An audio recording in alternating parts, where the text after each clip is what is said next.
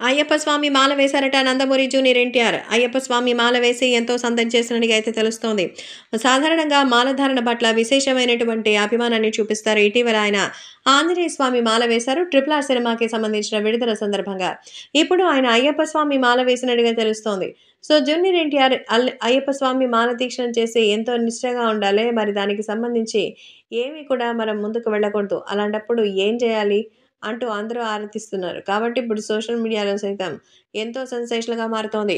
అయ్యప్ప స్వామి మాలని చేపట్టి ఎంతో అద్భుతంగా పూజలు కూడా చేస్తున్నారట మన యంగ్ టైగర్ ఎన్టీఆర్.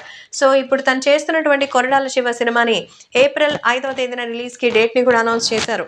కాబట్టి ఇందులో ఎలాంటి మార్పు రాకూడదని, ఖచ్చితంగా అనుకున్న సమయానికే సినిమా రావాలని తన వాళ్ళ కోసం అంటే అభిమానుల కోసం ఈ పూజను చేస్తున్నట్టుగా అయితే చెప్తున్నారు.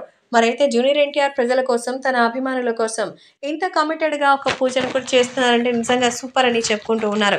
సో, ఇదంతా కూడా మెగా ఫ్యామిలీలో ఉన్నటువంటి ఇన్‌స్పిరేషన్ వల్లే. చిరంజీవి కానీ, లేకపోతే చరణ్ కానీ ఇలా తరచూ మాలధారణ చేస్తూ ఉంటారు.